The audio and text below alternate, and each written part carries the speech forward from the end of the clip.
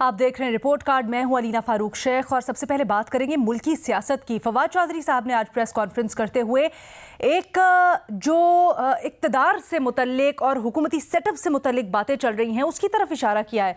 फवाद चौधरी साहब ये बताते हैं कि कुछ इस तरह की बातें चल रही हैं कि मुल्क में टेक्नोक्रेट सेटअप लाया जा सकता है।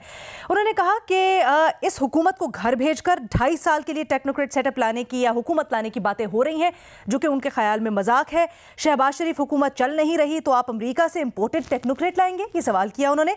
साथ ही साथ उन्होंने कहा कि गैर मुंतखब लोग अमेरिका से टेक्नोक्रेट दरामद करके मसाइल हल नहीं कर सकते।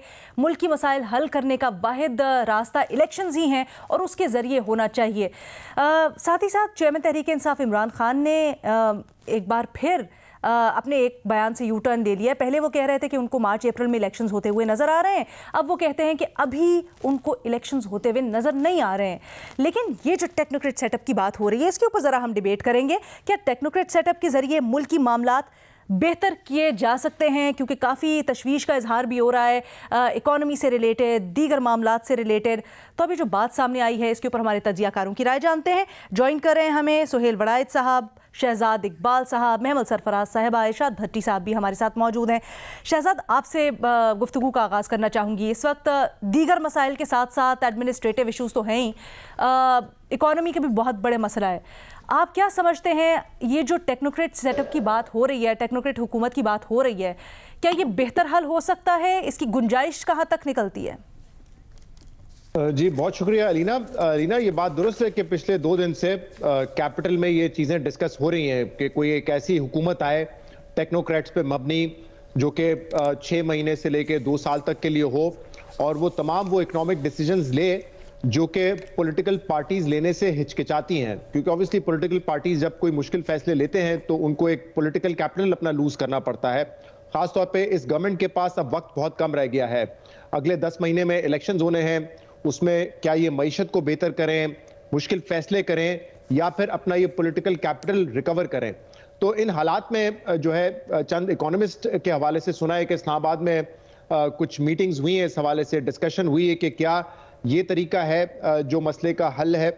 अभी तक कोई चीज़ सर्टेन नहीं है, बट कल मैं शबर जैदी साहब को एक चैनल पे सुन रहा था और वो उस मीटिंग का हिस्सा थे और उनसे जब ये पूछा गया कि क्या आइन में इसकी गुंजाइश है, तो उन्होंने कहा कि ये बात वहां पे जब डिस्कस हुई तो आइन में कोई गुंजाइश तो नहीं है। आइन में इस चीज की गुंजाइश है कि इमरजेंसी लगाई जा सकती है, लेकिन वो इकोनॉमिक इमरजेंसी नहीं है। तो मुमकिन है कि अगर तरीका निकालना है निकालने वालों ने, तो पहले इमरजेंसी लगाई जाएगी और फिर इकोनॉमिक इमरजेंसी को डिक्लेयर किया जाएगा। इस तरह की बातचीत जो है वो जेरे बहस है, जेरे गौर है। इस वक्त कोई हतमी फैसला हुआ नहीं है और उसकी एक बड़ी वजह यह है कि इस वक्त आप देख लें जो माशी हालात हैं, IMF की बड़ी सख्त कंडीशंस हैं।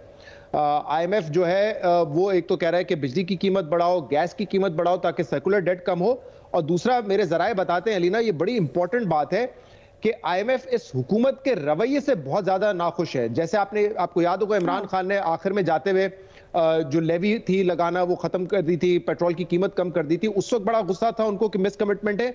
इस वक्त IMF बहुत ज्यादा नाराज इस बात पे है कि स्टेट बैंक ऑफ पाकिस्तान का ऑटोनॉमी बिल पास हो चुका है और उसमें कहा गया है कि स्टेट बैंक को ऑटोनॉमी मिलेगी, लेकिन ये हुकूमत उसको ऑटोनॉमी दे नहीं रही। वो ऑन पेपर है लेकिन मुकम्मल कंट्रोल हुकूमत का है, जिसके जरिए खासतौर पे उन्होंने एक्सचेंज रेट को रोक के रखा हुआ है। तो IMF किसी किस्म की लचक इन चीजों पे नहीं दिखाएगा। हुकूमत या तो बहुत कड़वे फैसले करे जिससे वो पॉलिटिकल कैपिटल लूज करेंगे, या फिर वो IMF के अलावा कोई और ऑल्टरनेट प्लान तलाश करे, जो इस वक्त नजर नहीं आ रहा। Without IMF it will be a disaster. तो इस पैराए में ये सारी डिस्कशंस हो रही हैं कि क्या पॉलिटिकल पार्टीज के पास अब कोई मसले का हल है भी या नहीं। या तो तमाम पार्टीज बैठ के एक चार्टर ऑफ इकोनॉमी करें, लेकिन उसमें इमरान खान मुमकिन है कि उसका हिस्सा ना बने, वो एक प्रेशर अपना रखेंगे इस पे। तो इसलिए ये बातचीत हो रही है। पॉलिटिकली इस पे बात की जा सकती है। तहरीक इंसाफ ऑब्वियसली समझती है कि इस वक्त वो पॉपुलर है, इलेक्शन उनको सूट करता है। 2 साल अगर टेक्नोक्रेट गवर्नमेंट आ गई तो उनका नुकसान होगा, इसलिए वो राजी नहीं है। हुकूमत देखते हैं कि लेकिन अगर आप एक इंडिपेंडेंट सहाफी की हैसियत से इसका तज्जिया करें तो आप क्या समझते हैं, क्या अगर पॉलिटिकल लीडरशिप स्टैंड अप नहीं कर रही है, अनपॉपुलर फैसले करने की जरूरत है, फैक्ट है, तो क्या ये बेहतर हल होगा या फिर आप समझते हैं कि सियासतदानों तक ही ये मामला महदूद रखना चाहिए और उनको फोर्स करना चाहिए कि आप जरा कुछ स्टेप अप करें? अलीना, मेरी नजर में तो बेहतर हल नहीं होगा, क्योंकि ये एक आईनी अमल नहीं होगा। ठीक है, हम इस मुल्क में बहुत सारे एडवेंचर्स कर चुके हैं, बहुत सारे एक्सपेरिमेंट्स कर चुके हैं। मतलब हमने तो एक कारखाना लगाया हुआ है कि यहाँ पे हम एक्सपेरिमेंट्स करें, लेबोरेटरी बनाई हुई है। तो मुझे नहीं लगता कि कोई ऐसा तरीकेकार जो है वो फायदे में होगा। मतलब अगर इकोनॉमिक फायदा हो भी जाए, लेकिन मेरे ख्याल से उसकी पब्लिक ओनरशिप नहीं होगी। ठीक है, अवाम जब नुमाइंदों को इलेक्ट नहीं करेंगे और वो ऐसे लोग आके फैसले करेंगे तो उसकी कोई ओनरशिप नहीं होगी, जो कि यकीनन बहुत ही उसका बुरा रद्दे में ला सकता है। हाँ। तो मेरे ख्याल से अगर बेस्ट सोल्यूशन तो यही है कि कुछ मोटी मोटी चीजों पे हमें चार्टर ऑफ इकोनॉमी करना पड़ेगा। मैं एक दो मिसालें देता हूं, उसके बाद आप दूसरे मेहमानों से राय ले लीजिएगा।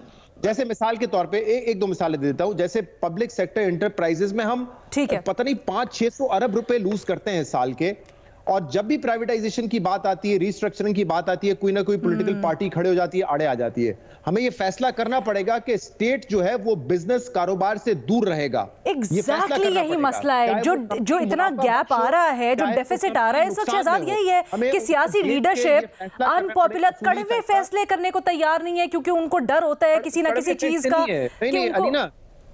ये दुरुस्त फैसले कह लें, दुरुस्त फैसले कह लें, हाँ, एग्जैक्टली, दुरुस्त फैसले नहीं कर सकते क्योंकि उनको अपना वोट बैंक कम होने का, बट करने पड़ेंगे। ऐसे में अगेन वही, हम किस हद तक उनके ऊपर कर सकते हैं। मुझे शहजाद मौका दीजिएगा, मैं आपके पास दोबारा आती हूँ, बाकी सबको भी शामिल गुफ्तगू करते हैं। इरशाद भट्टी साहब, आप कहिएगा इसके ऊपर आपकी क्या राय है? देखिए मैडम शेख, मौलाना साहब की इस ख्वाहिश को सामने रखें कि 1 साल की एक्सटेंशन, और परवेज़ इलाही साहब पिंडी में जब मिल के आए तो अगले दिन इंटरव्यू में उन्होंने कहा कि मुझे कहा गया कि अगर आपने असम्बलियाँ तोड़ दी तो हम 1 साल की फाइनेंशियल इमरजेंसी लगा देंगे। ये और तीसरी बात, कैपिटल ज़ाहिर है इस्लामाबाद में जो चल रहा है, बातें चल रही हैं। मैडम शेख, 8 माह की कारकर्दगी इनकी देख लें, 8 महीनों में इन्होंने अपना आप तो सारा सिक्योर कर लिया। EVM ख़त्म कर ली, नैब ख़त्म कर दिया, इसहाक डार साहब आ गए, मरियम साहबा चली गई, नवाज शरीफ साहब भी आ जाएंगे, 1100 अरब के वो जो करप्शन केस है वो भी सेटल कर लिए। मगर मुल्क का क्या हुआ? माशी तौर पर टेक्निकली डिफ़ाल्ट कर गया, दहशत गर्दी की लपेट में है, आलमी तनाई है, IMF मान नहीं रहा, कर्जे बढ़ते जा रहे हैं, ज़र मुबादला 3-4 हफ्तों का है, डॉलर का हाल देख लें, महंगाई का हाल देख लें, बेरोज़गारी का हाल देख लें, गुर्बत का हाल देख लें। लोग शहबाज शरीफ साहब की तरफ मुंह करके कह रहे हैं कि हजूरे वाला 76 रुकनी काबीना वाली सरकार, डिग्गी वाली सरकार, आपके दौर में 3 चीज़ों ने तरक्की की है, महंगाई, डॉलर और आपकी काबीना ने। अब ऊपर से सियासतदानों की लड़ाइयाँ देख लें, हर मामले पे डेडलॉक। वज़ीर आज़म अदालत ने बनाया, वज़ीर आला अदालत ने बनाया, गवर्नर अदालत ने बनाए, मिल के बैठेंगे नहीं ये। अगर बैठेंगे तो इनके पास कोई हल नहीं है। ये मान लें कि ये ख़त्म हो चुके हैं, फेल हो चुके हैं, नाकाम हो चुके हैं, कोई रोड मैप नहीं। सारे हैं ना, एक इमरान खान बाहर है ना, सब इकट्ठे हैं ना। 8 महीने की कारकर्दगी देख लें, कोई रोड मैप नहीं, कोई विजन नहीं, कोई आउट ऑफ बॉक्स सोल्यूशन नहीं। तो खुदा के लिए होना हमाना कुछ नहीं है। लेकिन अगर कहीं कोई सोच रहा है कोई टेक्नोक्रेट हुकूमत का, तो देर ना करे, इससे पहले कि लुट जाएं, बर्बाद हो जाएं, बहुत देर हो जाए। खुदा के लिए कोई लोगों को लाए, अक्लमंदों को, 4 लोगों को बिठाए जिनका सियासत से कोई तल्लक ना हो, जिन्होंने इलेक्शन ना लड़ने हो, जिनको वोटों की ज़रूरत ना हो, जो सिर्फ मुल्क का सोचें। और इस मुल्क को, इस कौम को 125 रुपये आटा मिल रहा है, बिजली का बिल बाहर है, और ऊपर से धमाके हो रहे हैं। खुदा के लिए कोई करे, अगर कोई करना चाहता है तो करे, वरना ये देर हो जाएगी, टेक्नोक्रेट की भी बस हो जाएगी। ओके, ठीक है जी। इस वक्त 2 मुख्तलिफ आरा आई हैं हमारे पास। एक तरफ शहजाद इकबाल साहब कहते हैं कि नहीं, ये बेहतर हल नहीं है कि टेक्नोक्रेट सेटअप लेके आया जाए, ये गैर आईनी होगा। भट्टी साहब इसके हक में। एक छोटी सी ब्रेक, सुहेल वड़ाइद साहब और महमूद सरफराज की राय जानिए फिर।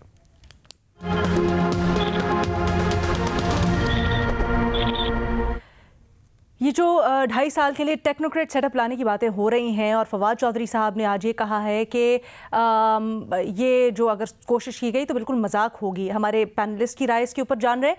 महमल, क्या समझती हैं आप, अगर ऐसा होता है तो आपके ख्याल में फ़ायदा किसको होगा, नुकसान किसको होगा?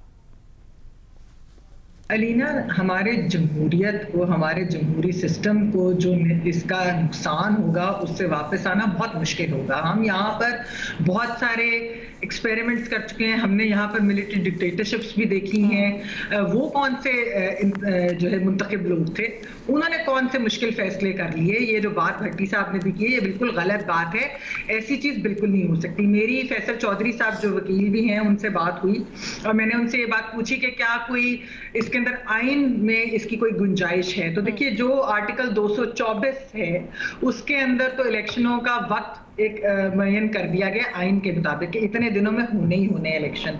तो फैसल चौधरी साहब ने कहा कि ये बिल्कुल एक एब्रोगेशन होगी आइन की अगर इस तरह की कोई भी चीज की गई। जहां तक इमरजेंसी की बात है तो वो आर्टिकल 232 जो है उसके अंदर है proclamation of emergency on account of war, internal disturbance etcetera.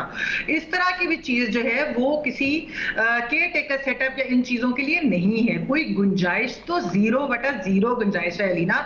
ये जब भी ये ऐसी अगर कोई चीज किसी ने ये करने की कोशिश की, वो ना सिर्फ ये कि वो मिस एडवेंचर होगा, वो मिसचीफ होगा, वो एक साजिश होगी पाकिस्तान की जमहूरियत के खिलाफ। और कोई भी शख्स जो जमहूरियत को वैल्यू करता है वो इस चीज की हिमायत नहीं करेगा। दूसरी चीज अलीना, मैं ये बताती चलूं कि ये बात कोई आज से नहीं हो रही। ये जो बहुत लंबे केयरटेकर सेटअप की बात हो रही है, ये हमने पीपल्स पार्टी के दौर में भी सुना, ये हमने PMLN के दौर में भी सुना और अब भी हम इसकी बाज़गश्त सुन रहे हैं।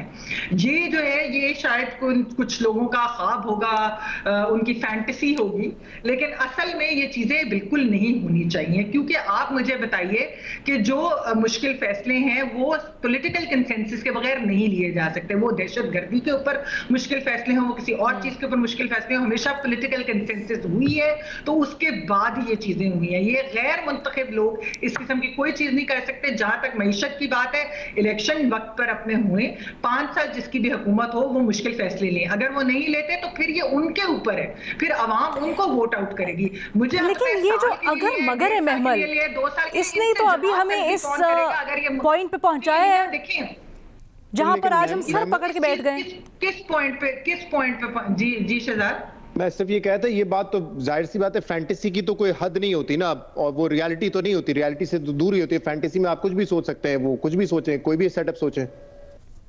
नहीं, फैंटेसी तो जिन हलकों से ये बातें आ रही हैं, फैंटेसीज तो उनकी बहुत सारी होंगी और भी होंगी। जरूरी तो नहीं हर फैंटेसी को आपने बरोएकार भी लाना है, आपने उसको रियलिटी में भी लेकर आना है। आपका जरूर ख्वाब होगा कि गैर मुंतखब लोग ही हैं, गैर सियासी लोग ही हैं, वही सब कुछ करें। लेकिन अलीना, इस सब का हाल असल में ये है कि सारी सियासी जमातें, देखिए जब तक के पॉलिटिकल पार्टीज नहीं होंगी, जब तक कि जमहूरियत नहीं चलेगी पाकिस्तान के अंदर, कोई भी जो फैसले लिए जाते हैं उसके लिए आंसरेबल कौन होगा? मुझे आप बताएं, मुशर्रफ साहब से कौन जवाब तलबी कर सकता है जो इकदाम उन्होंने किए? आप बताएं ज़ियाउल हक साहब से कौन कर सकता है? आप बताएं अयूब खान से कौन कर सकता है? लेकिन मसला ये है ना, यहाँ पर सियासी लीडरशिप घुटने टेक देती है। ठीक है, यहाँ पर मसला ये है, सियासी लीडरशिप घुटने टेक देती है। जो उन्होंने फैसले करने होते हैं, अगर मुश्किल फैसले उनको करने जो करने की जरूरत है वो फिर कर नहीं पाती है। सोहेल वड़ाई साहब, भट्टी साहब, मुझे जो मैंडेट लेकर आएगा वही फैसले करेगा, और अगर नहीं करेगा तो वो बाकी दुनिया में भी यही होता है कि उनको वोट आउट किया जाता है। अवाम अगर उनसे नहीं खुश होगी अगले इलेक्शन में नहीं, ऐसा होता हुआ तो नहीं नजर आया ना। बिल्कुल, ये जो ड्रीम्स हैं, ख्वाब है, मैं वो लफ्ज इस्तेमाल करना चाहती जो इन ख्वाबों के बारे में कहा जाता है, लेकिन बात असल में ये है कि ये वो जो भी ये सोच रहे हैं पिछले 14-15 सालों से, मैं आपको बता रही हूं, जा रही है, ये नहीं होना चाहिए। ठीक है, लेकिन सोहेल वड़ाई साहब, सोचा जा रहा होगा, यकीनन सोचा जा रहा होगा, लेकिन हम इस वक्त इस पॉइंट, भट्टी साहब एक सेकंड दीजिएगा, सोहेल वड़ाई साहब को शामिल गुफ्तगू करने दें। आपके पास आती हूँ मैं वापस, आपका पॉइंट लूंगी, सबसे मुख्तलिफ है, but let me here Sohail साहब एज वेल। सोहेल साहब, आप कहिएगा, सर इस वक्त मसला यही है कि सियासी लीडरशिप वो कर ही नहीं रही है जो उनको करना चाहिए, वो सख्त फैसले नहीं ले पा रहे हैं, और एक तासुर ये डेवलप हो रहा है कि शायद वो केपेबल ही नहीं है करने के। तो क्या आपको लगता है कि क्या वो होश के नाखून देंगे, वो अभी भी कर सकते हैं? क्योंकि आगे तो अगर इलेक्शंस की बातें हो रही हैं तो कैसे करेंगे? देखिए जी, पहली तो बात यह है कि कोई चीज आइन से मावरा नहीं होनी चाहिए, ना जमहूरियत में ना दस्तूर में, जब तक ये चीज नहीं है।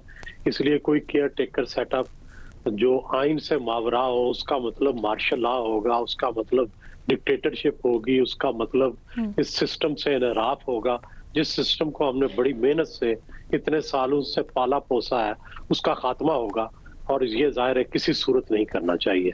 दूसरी बात यह है कि अगर एक पॉलिटिकल गवर्नमेंट जिसको लोगों का मैंडेट हासिल है, अगर वो ये काम नहीं कर सकती, तो ऐसे लोग जो नॉमिनेटेड हो जिनका पीछे पॉलिटिकल बैकग्राउंड ना हो, वो कैसे कर सकते हैं? हमने हर तरह के लोग देखे हैं, हमने ऐसे माहिर मईशत भी देखे हैं कि जो बाहर से लाए गए, जो कोई हार्वर्ड ग्रुप पहले होता था, वो कई सालों तक बरसर इक़्तिदार रहा, फिर दूसरे रहे मुख्तलिफ। लेकिन सवाल यह है कि क्या कभी उससे मईशत संभली? आप देखना यह है, बेहतरीन हाल तो शहजाद इकबाल साहब जो कह रहे हैं वो यही है कि एक इकनॉमिक मुआहदा हो, एक इकनॉमिक मिसाक जो मईशत हो, और सियासी जमातें मिल के इत्तफाक राय करें कि भाई ये हमें सख्त चीजें जो है वो करनी पड़ेंगी, तो इस पर सब इत्तफाक करें, उसको कोई एक्सप्लॉइट ना करें। ये कर ले तो मेरा ख्याल है सत्य कह रहे हैं, सब ठीक हो जाएगा। और अगर ये नहीं करते तो फिर चाहे आप कोई जितना हकीम दाऊद ले आए, कोई हकीम को इब्ने सीना ले आए, फिर भी ठीक नहीं होगा। तो उसकी वजह यह है कि हम पहले भी देख चुके हैं कि बड़े बड़े नुस्खे लाए गए, लेकिन वो नुस्खे बहुत सी ऐसी शख्सियात मौजूद है माजी में जिनके बड़े दावे करके रहे, लेकिन नहीं हुआ। मुख्तसर रखिएगा मेहमान जी। अलीना जी, मैं से मुख्तसर रख रही हूँ। मुझे ये बताइए कि कौन सी सियासी जमात जो है वो ऑन बोर्ड होगी कि 2 साल, 1.5 साल, 2.5 साल की टेक्नोक्रेटिक गवर्नमेंट आ जाए। इवन ये हुकूमत जो पॉलिटिकल कॉस्ट भी पे कर रही है, जिनको ये भी पता है अगले इलेक्शन में मुश्किलात भी हो सकती हैं, ये हुकूमत भी नहीं, यहाँ के लोग भी नहीं चाहेंगे कि ये इस तरीके से इतनी लंबी टेक्नोक्रेटिक सेटअप आ जाए। और ये बातें पहले भी हुई हैं, हमने ये जराये से सुना था कि ये ऑफर की गई पीटीआई को भी, लेकिन नहीं माने। और पीटीआई तो बिल्कुल भी नहीं माने कि जो इलेक्शन फोर्स करना चाह रहे हैं वो किस तरीके से मानेंगे, किस तरीके की ये। बट पीटीआई पहले बहुत सी बातों पे नहीं मानती थी, अब वापस उसी के ऊपर आए। बट भट्टी साहब, आप कह रहे थे सुहेल साहब की मिसाल बड़ी अच्छी, माजी में हमने बहुत सी ऐसी शख्सियात देखी, बहुत सी ऐसे सेटअप्स देखे, बट हुआ उनका भी कुछ नहीं। ज़मीनी हक़ाइक़ से बड़े दूर होते हैं वो लोग। देखिए मैडम शेख, पहले तो इस फैंटेसी से निकलें कि किसी भी चीज़ पर बात करने से, डिस्कस करने से इस जमहूरियत, छुई मुई और डरी हुई जमहूरियत को कोई नुकसान पहुंच जाता है या फ़ौरन आइन टूटने लग जाता है। बात करनी चाहिए, डिस्कस करनी चाहिए। ये इसमें इस खौफ से निकले खुदा के लिए, कोई जमहूरियत को नहीं नुकसान पहुंचाएगा। जमहूरियत इस मुल्क में, मेरी बात सुन ले प्लीज, बात सुन ले ना, बात सुन ले, मैंने आपकी बात नहीं काटी, प्लीज बात सुन ले, उसके बाद कर लीजिएगा। तो इस फैंटेसी से निकले, हाय मेरी जमहूरियत वो खतरे में पड़ गई, आइन पता नहीं टूट फीती होता जा रहा है। नंबर 2, इस फैंटेसी से निकलें कि इस मौजूदा जो निज़ाम है ये बोसीदा बदबूदार, इसको आप जमहूरियत कहते हैं, इस फैंटेसी से निकलें। तीसरा, इस फैंटेसी से निकलें कि ये जमहूरियत, ऐसी जमहूरियत जिसमें जमहूर जानवरों जैसे हो जाए, मैं उसको सलाम ठोकूं, नहीं जी नहीं। और चौथा, इस फैंटेसी से निकलें कि जिन लोगों के रवैयों में जमहूरियत नहीं, पार्टियों में जमहूरियत नहीं, वो हमारे जमहूरियत ला के लाएंगे। भाई कोई मसले का हल है, 6 महीने दे दो, आप 6 महीने दे दो इनको, कहें कि 6 महीने में अगर आप ना बैठे, 6 महीने दे दो इनको कि 6 महीने में अगर आप ना बैठे तो हम ये निजाम लाए। 6 महीने, 6 साल, 6 सदियां ये साथ नहीं बैठे। आगे चोर डाकू है, आगे गद्दार है, तो क्या करें हम, क्या करें? ये आपकी जमहूरियत उस दिन खुश हो गई थी, उस दिन आपकी जमहूरियत खुश हो गई थी जिस दिन अदालत ने वजीर आजम बनवाया था, उस दिन खुश हो गई थी जिस दिन वजीर आला अदालत ने बनवाया था, उस दिन खुश हो गई थी जिस दिन अदालत ने बनवाया था। ये अदालत जो है ये आइन के तहत काम करती है, दस्तूर के तहत काम करती है। आइन को डिस्कस करने या बात करने से तो नुकसान नहीं ना पहुंचता। नहीं नुकसान तो नहीं, डिस्कस तो हम कर रहे हैं भट्टी साहब, आज हम बैठ के कर रहे हैं, इसका भी मतलब यही है हम डिस्कस कर रहे हैं। ये यानी वो साजिशी, कोई कौन साजिशी हो सकता है यार इस मुल्क में? हर बार साजिश हो जाती है, हर बार साजिश हो जाती है, कोई बात करे किसी तो भट्टी साहब, मेरा ख्याल है आप थोड़ा सा इसको गलत पैराए में ले रहे हैं। हम यहाँ पर भी बैठ के इसको डिस्कस ही कर रहे हैं, लेकिन ये बात हो रही है कि अगर इसके ऊपर अमल किया गया तो किस तरह से वो आइन के मुताबिक नहीं होगा। बहरहाल डिस्कशन तो ये। Shahzad wants to add something. Shahzad please. जी बिल्कुल, डिस्कस तो हम कर रहे हैं और हर किसी की अपनी आरा हो सकती है उस पे। लेकिन देखें, ये जो बात है ना कि सोहेल साहब ने बिल्कुल ठीक कहा कि अगर इस तरह का सेटअप आएगा तो सेटअप कौन चला रहा होगा, इसमें कोई शक की बात नहीं ना। एस्टैब्लिशमेंट फौज चला रही होगी ना, तो फिर ये बिल्कुल दुरुस्त है कि उस सेटअप को तो आप मार्शल लॉ ही कहेंगे, क्योंकि ऐसा तो नहीं है कि उस सेटअप के ऊपर या इमरान खान होंगे या नवाज शरीफ होंगे या बिलावल भुट्टो होंगे। हमें सब पता है कि वो सेटअप किसके हाथ में होगा। तो फिर वो जायज़ सी बात है जो हमने माजी में देखे कि कोई मार्शल लॉ एडमिनिस्ट्रेटर आता है, ये उसी तरह का सेटअप होगा। और ये देखिए, लेकिन ये हमारे पॉलिटिकल क्लास की कितनी बड़ी कमजोरी है। ये भट्टी साहब जो खामियां गिना रहे हैं, ये बिल्कुल दुरुस्त है। और आई एम श्योर कि ये जो प्लान अगर इस तरह का कोई सोचा भी जा रहा है या इस पर डिस्कशन हो रही है, वो किसी साजिश की वजह से नहीं हो रहा है। हो सकता है वो ये समझते हो अपनी राय में कि ये एक सोल्यूशन है, क्योंकि पॉलिटिकल क्लास ये सोल्यूशन नहीं दे सकती।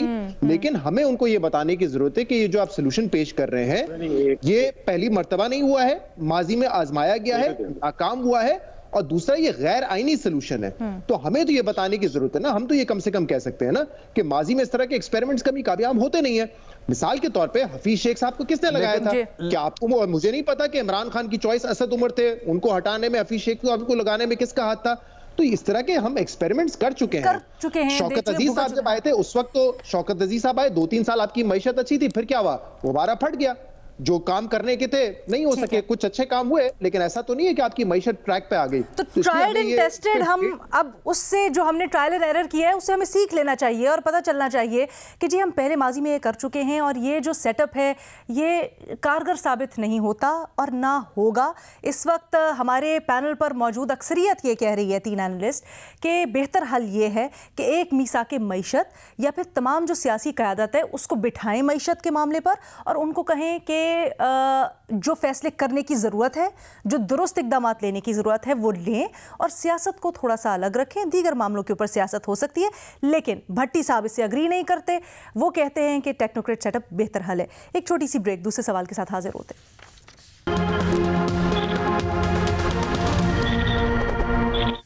ब्रेक के बाद खुशामदीद। हम डिस्कस करने लगे हैं तालिबान का मामला। फवाद चौधरी साहब कहते हैं कि मौजूदा अफगान लीडरशिप, जो तालिबान की लीडरशिप है, उसमें सिर्फ इमरान खान की इज्जत है, बाकी सबको नफरत की निगाह से देखा जाता है क्योंकि उनका अफगानिस्तान की खुरेजी में हाथ है। तालिबान की हुकूमत आने के बाद पाकिस्तान में दहशतगर्दी के वाक़यात में बेपनाह इजाफा हुआ है और माजी में इमरान खान TTP के खिलाफ ऑपरेशन की मुखालफत करते रहे हैं। अब यहाँ पर सवाल ये पैदा होता है कि जिस पैराए में फवाद चौधरी साहब बात कर रहे हैं और जो मौजूदा लीडरशिप है PDM की हुकूमत, जिसमें तकरीबन मुल्क की जो तमाम सियासी जमातें हैं पाकिस्तान तहरीक इंसाफ के अलावा वो मौजूद है, उनको इस तरह से एक तरफ रख कर क्या ये फवाद चौधरी साहब का कहना कि पूरी पाकिस्तानी सियासी क़यादत से नफरत है तालिबान हुकूमत को, तालिबान को, और इमरान खान के लिए उनका नर्म गोशा है, ये दुरुस्त है? क्या ये PTI के लिए बाइस फ़ख्र होना चाहिए? महमल, क्या राय है आपकी? अलीना, बिल्कुल भी बायस फ़ख्र तो ये कोई ऐसी बात नहीं, क्योंकि जो अफगान हुकूमत है उधर अफगान तालिबान की, वो तो एक बड़ी रिग्रेसिव हुकूमत है। वो तो कहते हैं कि बच्चियां जो हैं वो तालीम हासिल ना करें, औरतें यूनिवर्सिटी ना जाएं, औरतें काम ना करें, जिस किस्म की उनका विजन है। तो क्या कहना चाह रहे हैं कि अगर खान साहब के लिए, यानी कि खान साहब के लिए उनके लिए नरम गोश है, तो क्या समझते हैं वो कि खान साहब भी उनके हम ख्याल हैं? ऐसी तो बात नहीं होनी चाहिए। और वैसे मेरे ख्याल में अफगानिस्तान के अंदर किसी भी पाकिस्तानी के लिए, मतलब जो ये पाकिस्तान के निज़ाम और हुकूमतों के लिए कोई ऐसा नरम गोशा तो नहीं है, क्योंकि पाकिस्तान जो अफगानिस्तान के अंदर पिछले कई सालों से हो रहा है उसमें हमें मालूम है कि ये मसला तो 80s का है, उसमें हमारी रियासत का क्या था।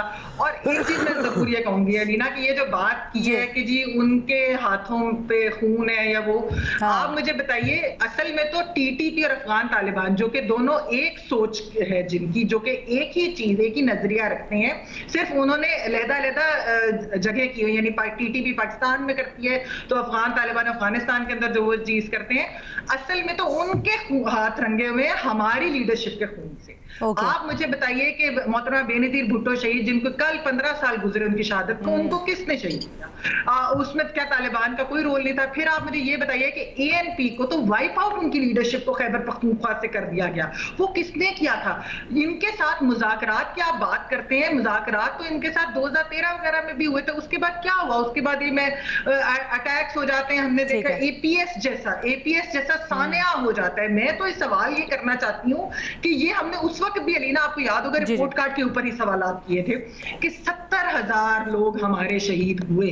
उसके बाद जब अफगान हुकूमत आई, आप पहले तो ये कहते थे वो रॉ और NDS नहीं, सॉरी मलीना से मुझे कंप्लीट सेंटेंस कर लेंगे, आप कहते थे रॉ और NDS वगैरह अफगान जो है इंटेलिजेंस उनको सपोर्ट करती है TTP को, लेकिन उस वक्त भी हम ये बात करते थे कि नहीं, जो अफगान तालिबान के अंडर एरिया है वहां से ऑपरेट करती है टीटीपी। आपने उनके साथ नेगोशिएशन शुरू क्यों की? जब उस वक्त नेगोशिएशन पे हमने बात की तो ये कहते थे कि खूनी लिबरल है जो इस तरह की बातों पे सवालात उठा रहे हैं। उन नेगोशिएशंस का क्या निकला? आज जो दहशतगर्दी के वाकयात हो रहे हैं, आज भट्टी साहब महमल कहती हैं जो नेगोशिएशन जिस तरीके से आप कर रहे थे बातचीत से, जो फवाद चौधरी भी आज कहते हैं उससे क्या निकला? कुछ भी नहीं निकला। इसका भी जवाब देना होगा। बिल्कुल गलत कहती है पाकिस्तान तहरीक इंसाफ। आपका क्या मौक़िफ़ है? देखिए, फवाद चौधरी साहब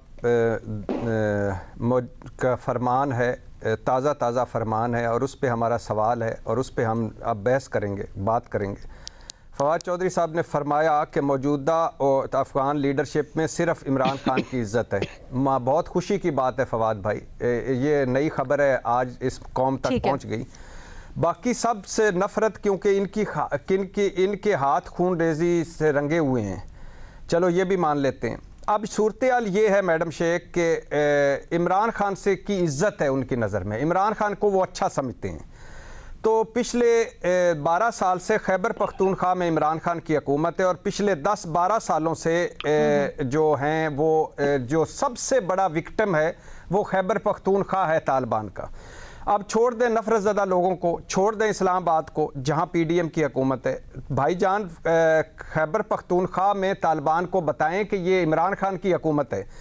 900 अरब का मकरूज़ साईं उस्मान बुज़दार प्लस वाला खैबर पख्तूनख्वा दहशतगर्दी की लपेट में। हालत ये है फवाद भाई कि ये आपके पास जमान पार्क में जब आते हैं तो इनसे पूछिएगा कि अवाम को छोड़ें, वहाँ वुज़रा जान बचाने के लिए भत्ते दे रहे हैं, वज़ीर आला डरे सहमे हुए हैं। और फवाद भाई ये जो बन्नू था ये भी खैबर पख्तूनख्वा में ही था। तो बराए मेहरबानी सियासी पॉइंट स्कोरिंग से निकलें। माजी में हम इस ट्रक की बत्ती के पीछे थे कि अच्छा तालिबान और बुरा तालिबान। अब इस ट्रक की बत्ती के पीछे ना लगाएं कि वो उनकी नज़र में था अच्छे तालिबान, तालिबान की नज़र में कौन अच्छा और कौन बुरा। प्लीज अल्लाह के नाम पे बेरहम ऑपरेशन इस वक्त कौम की जरूरत है। सरहदें बंद करें और बेरहम ऑपरेशन करें। ठीक है सुहेल वरायत साहब। मेरा ये ख्याल है और मेरे पास इसके सबूत भी मौजूद है।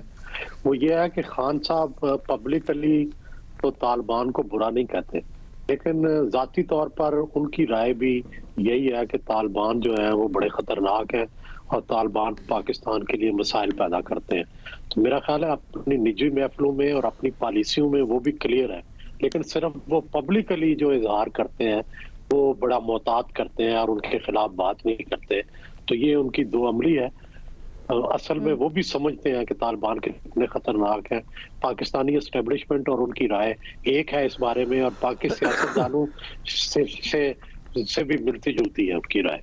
सर तो हम ये अज्यूम करें कि फवाद चौधरी साहब को भी पता है, क्योंकि आई एम श्योर वो निजी महफिलों का पार्ट होते होंगे, लेकिन वो फिर आके टीवी के ऊपर बस सियासी सबको पता है ये एक पॉलिटिकल स्टेटमेंट है, एक पॉलिटिकल स्टेटमेंट है खाली। शहजाद देखिए, मैं इस हवाले से बात करना चाहूंगा कि इस वक्त जो हालात हैं ये किसके पैदा किए गए हैं। जी ये बात तो ठीक है कि इमरान खान ने कहा था कि तालिबान ने जो है अफगानिस्तान में शक्ल्स ऑफ स्लेवरी तोड़ दिए हैं और बातचीत वाली सारी इश्यूज वगैरह, बट ये आपको भी पता है, मुझे भी पता है कि इस मुल्क में अफगान रिलेटेड पॉलिसी जो है, जो सिक्योरिटी पॉलिसी हमारी है, वो कोई पॉलिटिकल लीडर या पार्टी नहीं बनाती है।